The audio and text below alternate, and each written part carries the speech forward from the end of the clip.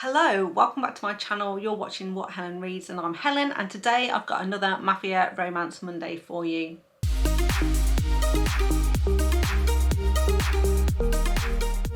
So today I'm talking about arranged mafia romances. So arranged marriage or forced marriage is a very common trope for mafia romances, and often the heroine is forced to marry the hero for a number of reasons, including paying back a debt of some sort. But today this is specifically focused on mafia romances that contain arranged marriages. So marriages that are arranged in order to bring two mafia families together and therefore either prevent a war or bring about a new alliance or just make the mafias generally stronger together. So the first one I'm going to talk about is a relatively new release, and it's Silent Lives by Neva Altaj, and this is book 8 in the Perfectly Imperfect series.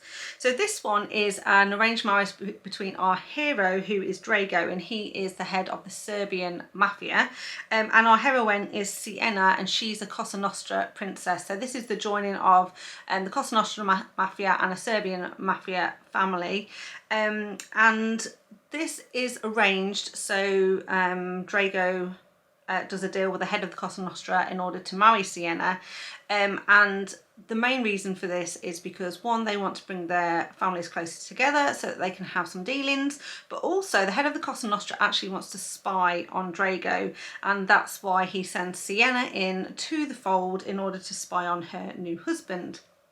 Now, because it's arranged marriage, there's actually a couple of months before they get married, and during this time Sienna learns how to speak Serbian. She is very gifted with languages, so the head of the Cosa Nostra basically tasks her with learning Serbian before she gets married so that she can spy on her husband, and so she does this willingly because she has got quite a dark past herself. She harbours a lot of guilt for things that happened in her childhood and as she's growing up, and she is extremely lonely and is more than happy to jump into this marriage because she thinks it will bring her some form of comfort and happiness, and she also feels that it's her duty, and she kind of wants to make up for some bad things that have happened in the past. So she goes into this marriage completely amicably, happy to do it, and completely intending to spy on her husband. Sienna is a really interesting character. I really liked her because she's really sort of like bubbly and outgoing, and she dresses very flamboyantly and very brightly coloured clothes, very bright, vibrant, with, you know, lots of sparkles and bows and stripes and all that sort of good stuff, and really kind of hides her true kind of self and her personality by putting on this kind of facade in terms of making her outward appearance look like she's like sort of bright and happy and a little bit ditzy in some ways, because she's actually extremely intelligent, and she kind of hides behind this kind of facade that she's built. Now Drago is not fooled, and he suspects quite strongly that Sienna has been sent to spy on him, but he doesn't care because the alliance of these two families will actually help him, and he's also very careful what he says around Sienna, so he doesn't spill too many secrets in front of her. But it isn't long before he figures out that she can actually speak Serbian, and he's quite angry at first when he finds out, but ultimately he is completely won over by her personality, her love of sparkly things, and he can't help himself but fall in love with his new wife, and they very quickly get past the fact that she's there to spy on him. So I absolutely loved this one when I read it, thoroughly enjoyed it, would highly recommend not just this book but the whole series as well. And there are a couple of other arranged marriages in that series overall, but I wanted to cover this one because it is the newest release. So the next one I want to recommend is this one, which is Brutal Defender by Maggie, and this one is book 8 in the Mafia Wars series, and in this one we're following Killian, who is a member of the Irish Mafia in Chicago, and Ariana, who is Italian Mafia based in New York. So Tully, who is the head of the Irish Mafia based in New York and kind of head of their family really, pretty much convinces Killian, shall we say, strongly suggests that Killian marries Ariana.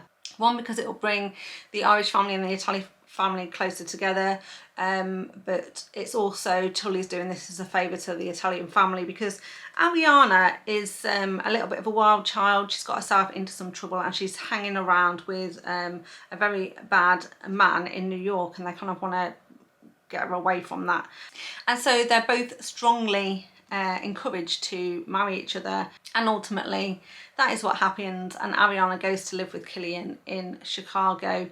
They have amazing chemistry, and they are obviously, you know, at odds when they first get married, but it's not long before Killian starts to realise that he has feelings for Ariana, and they get much closer together. So I absolutely love this series as a whole, and I really like Killian as a character, and so he's one of my favourites from the Irish Mafia side of the family, and yeah, I would highly recommend. So then the next one is Bound by Honour by Cora Reilly, and this is book 1 in the Born in Blood Mafia Chronicles, and in this one we're following Aria and Luca. Now Aria and Luca have actually been betrothed, so it's kind of been agreed many years ago that they would get married, and Aria was only 15 when this agreement happened, and they have just been waiting until Aria turns 18 so that she can be handed over to Luca.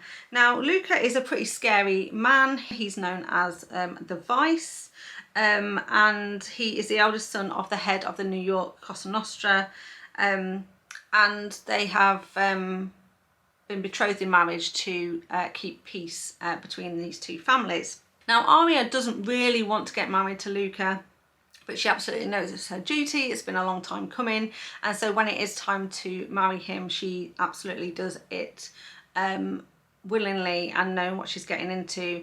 That doesn't stop her from being extremely scared of Luca though, and she is very, very nervous about marrying him and also their wedding night. But this is where I feel like Luca really endears himself to the reader and to me, and kind of really won me over, because instead of being quite callous and cold and forcing her into a situation she doesn't want, he absolutely takes care of her on their wedding night. He doesn't force her into anything she doesn't want to do, and he's very patient with her and waits until she is ready to consummate their marriage. So I really, really liked that about Luca and their relationship, and over time Aria very much warms up to Luca and realises that although he does absolutely have this scary personality that everybody else is afraid of, she absolutely doesn't need to be afraid of him. So then the next one I want to recommend is Deviant Hearts by Jagger, and this one is book 1 in the Dark Hearts series. The hero in this one is Ares, and he is head of the Greek Mafia, and he needs to marry someone from the Irish Mafia family in order to bring peace between their families, because they are almost bordering on going to war with each other. And so he ends up in an arranged marriage with Neve, who is the niece of Killian, who heads up the Irish Mafia. And so Neve is not too keen at first, the fact that she needs to marry, because she really wants to go to college and finish her education, but she highly respects her uncle Killian, and Killian asks her to do this as a favour in order to make sure that their families don't go to war and that they're all protective. And so Neve basically makes a sacrifice, agrees to marry Ares, and they go into their marriage together. Now it does very much start off as enemies to lovers though, because they are absolutely at loggerheads. It's not what either of them would have really chosen for themselves, but they're kind of in this situation where they need to get married, like I say, to prevent a war. And so at first there's quite a lot of animosity between them, but as you'd expect, there's a lot of fantastic chemistry between this couple. They can't stay away from each other, and when Neve gets herself into a bit of a spot of bother, and Ares kind of needs to protect her, rescue her. That's when he realizes that actually he's got quite strong feelings for her, and he goes to great lengths to make sure that she is safe and that she is looked after. So I really like this one. Jagger Cole does some great mafia romances with over-the-top heroes, and I am here for it. So the next one I want to recommend is Crawdaddy by Bianca Cole, and this one is book 1 in the Boston Mafia Dons series. The hero in this one, although I reluctantly call him a hero because he is not that great a person. As I've said many times before, and I've recommended this book before as well, Bianca Cole writes some very dark heroes, and whereas in a lot of other mafia romances the heroes are very violent and vicious towards other people, they are absolutely not to their women. But Bianca Cole's men do tend to start out quite mean towards their women. They're quite hard and a little bit callous at first, until ultimately they fall in love and they soften quite a lot towards the end. But at first they are quite hard towards their women. So in this one, the male main character is Milo. He is the head of the Italian mafia in Boston, and he is arranged in marriage to Ada, who is the daughter of the head of the mafia in Italy, so actually in Sicily, so head of the Sicilian mafia. And so Milo marries her so that he can strengthen his position in Boston. He'll have the full might of the Cosa Nostra behind him. And Ada is not too happy about this arranged marriage, and she doesn't understand why her father would send her away, because she is sent up from Sicily, which is where she's sort of, you know, been brought up, where she lives, to go and live with her new husband in Boston. And she is very angry with her father for the fact that he's done this to her. But what we find out later, what we don't know to start off with, but what we find out later is that her father has done it because he wants to keep her safe, because there is a threat on her life, and he thinks if he makes sure that she's far away from Sicily, then the threat will go away, and Milo is in a position where he can absolutely protect her. But this is the purpose of the arranged marriage. Like I say, Milo was doing it so he's got kind of the Sicilian mafia behind him, and Ada's father is doing it to keep her safe. And so when she first gets to Boston, she is very reluctant. She really doesn't want to be there, and Milo doesn't care about her feelings. He's like, well, you are here to be my wife. There's no getting out of it. So you will be with me, and pretty much forces her into a sexual relationship with him because that's his right as the new husband. But it's not long before he starts to soften towards Ada, and realizes that he is in fact falling in love with her. So like I say, read your trigger warnings for this one. There is some dubious consent, non-consent in this one, but I thoroughly enjoyed it, and I really like it when Bianca Cole's heroes start out quite mean but ultimately soften towards their women. So if you like that sort of trope too, then I would recommend. So then I couldn't make this video without talking about Brutal Vows by JT Geissinger, and this is book 4 in the Queens and Monsters series, and in this one we're following Spider and Raina. Now this is an arranged marriage, but when this book first starts out, Spider is actually arranged to be in marriage to Raina's niece. So Spider is sort of like the second in command of the Irish mafia, and Raina is Italian mafia. And basically there's a requirement for these two families to have an arranged marriage between them to bring them closer together. Declan, who's head of the Irish Mafia, he can't do it because he's with Sloane, and so Spider offers to put himself forward to do the deed.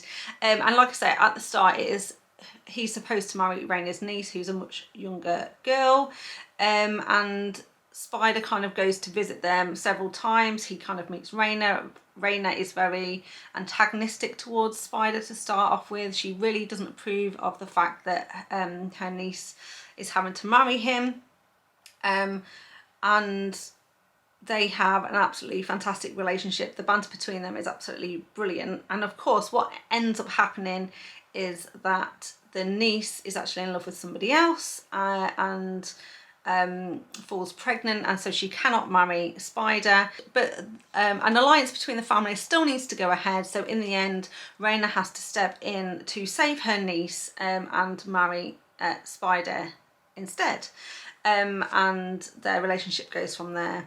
Now Raina is also a fantastic character. She's such a strong heroine. She has been through quite a lot.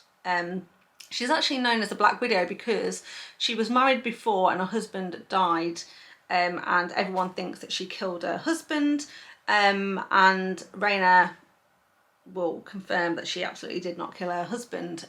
But like I say, she's known as the Black Widow, and also her husband did abuse her quite a lot, and so she's actually, although she comes across as very, very strong, like I say, there's lots of banter between these two. She is absolutely not afraid to stand up to Spider, but she's also quite afraid to be intimate with a man. And so when it comes to their wedding night and what follows, it's fantastic to see how Spider really takes care of her, looks after her, and they start their relationship together. So I absolutely love this one, love this whole series, and would highly recommend. Then another book that I actually have on my shelf here, Taken by a Sinner by Michelle Hurd. This is book 1 in the Sinner series, and in this one we're following Nicholas and Tess. So this is also sort of an arranged marriage, a bit like Brutal Vows. The couple that was actually supposed to get married is Tess and Nicholas's cousin.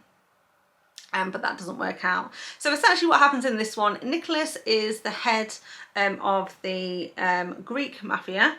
He's just taken over the reins. His father has recently retired, and his father has married a new woman. But the new wife, so his new stepmother essentially, has a daughter called Tess, and because her mother has married into the sort of the mafia family, Nicholas is now responsible for Tess's safety. Now Tess does not come from a mafia world at all, and she thinks this whole you know, she doesn't want anything to do with it, doesn't want anything to do with the mafia, and certainly doesn't want to be under Nicholas's protection. But Nicholas will not give her a choice, and he basically needs to marry her off essentially, so that she is taken care of and also no longer his problem. And so he decides that he's going to marry her off to his cousin, who actually lives in Greece. And so the idea is that after they're married, Tess will go off to Greece and she'll be out of Nicholas's sight. However, in the lead up to this wedding, Nicholas realises that he has feelings for Tess, and on the wedding day itself he cannot bring himself to let his cousin marry her, and he basically steps in and marries Tess instead. So although, like I say, it starts out as a bit of an arranged marriage where Nicholas has arranged her in marriage to his cousin, he absolutely can't let that happen and marries her himself. So I absolutely love this one. Nicholas is a super intense hero, thoroughly enjoyed it and would highly recommend. So next I want to recommend a novella called The Butcher's Wife by Sam Crescent. Now I read this some time ago, and like I say, it is a novella, so it is quite short. It's also not the most well written mafia romance that I've ever read, but I absolutely love the story of this one, and so it was kind of more the kind of like the actual story and the characters themselves that I fell in love with more than the writing. So if you do read this one, you kind of have to give it a little bit of leeway for that, but like I say, it's worth reading because the story is super sweet. So essentially in this one we are following Valentina and Giovanni. Now Giovanni is known as the Butcher. He's the most deadly man in the Rossi Mafia, and he's pretty much the enforcer, and he is a big brute of a man, very scary to kind of look at and very intimidating. And then we have Valentina. Now Valentina was actually supposed to marry a man called Thomas, who is the son of the head of the Rossi family, so he was kind of next in line, and he was supposed to marry Tess. The thing was, Tess was actually sort of captured by some enemies, and she was sort of tortured, and Giovanni had to rescue her. As a result of her captivity, she ends up being quite badly scarred, and as such she is considered defective. And so Thomas, who was supposed to marry her, refuses to marry her because she's no longer perfect. And he kind of casts her to one side, and nobody else in the family wants to marry her either. However, Giovanni was the man who actually rescued her. He has secretly been in love with her since that time. He thinks she's absolutely beautiful, absolutely perfect, and he wants her for himself. But he's not allowed to, obviously, unless the head of the mafia lets him. So he finally gets this chance when the head of the mafia basically says that he has been so loyal and good that he wants to reward him, and he's going to reward him by letting him pick a woman from the mafia for him to marry. And he has a pick of several women to marry, and of course he picks Valentina because he's had his eye on her for quite some time. Valentina is completely shocked by the fact that he's picked her, a little bit scared because, you know, he is the butcher after all. But then as they enter into this arranged marriage, she quickly realizes that he is absolutely besotted with her. He will do anything for her, and he treats her like a queen. The thing is, Thomas is not too happy about this, and although he's chosen to discard Valentina, he then starts to think that maybe he wants her for himself, and he's not too happy that she now belongs to the butcher. So he is going to cause some problems for this couple, but ultimately, like I say, it's super sweet, really nice, a really quick read, and yeah, if you fancy it, I'd recommend. So just 2 more to go, and the next one is Merciless Union by Ivy Davis, and this is the Petrov Mafia book 1. Now this is a series of 4 or 5 Russian mafia romances. They're all quite short, around the 200-page mark, and I actually binged this whole series at the end of last year. Now they aren't the most amazing mafia romances I've read, but like I say, I did binge them. I like the fact that they were short. I was able to add, you know, 4 or 5 books to my reading count before the end of the year, so that was good. And also they were, you know, easy reads. They were like fun, quick, easy reads. If that's what you're looking for, you don't want anything too heavy, anything too challenging, anything too difficult, then I'd recommend these ones. And this particular one, like I say, is the first one in the series, and in this one we're following Maxim. Now Maxim has recently inherited the throne, if you like, of this Bratva. His father has recently passed away, and he is just about to attend the funeral.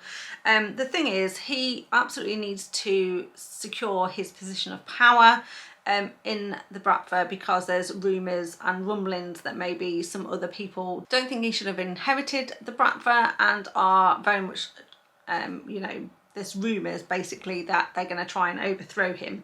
So he knows that he needs to probably marry, and marry well within the Bratva itself, in order to secure his position.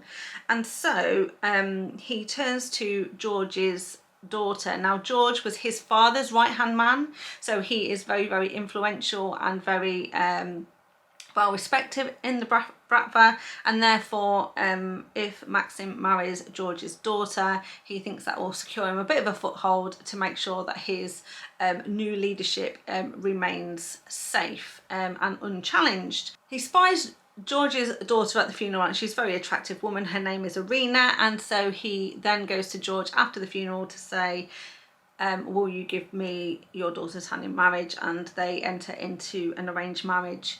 Now, Irina's not opposed to this. It's quite a big honour to be picked by the head of the Bratva, but she is looking for a love match, and she wants a loving husband and a loving relationship.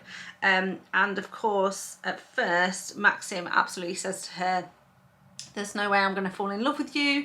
This is a marriage in name only. You are going to pretty much be my arm candy, come to me to parties and social events, that sort of thing.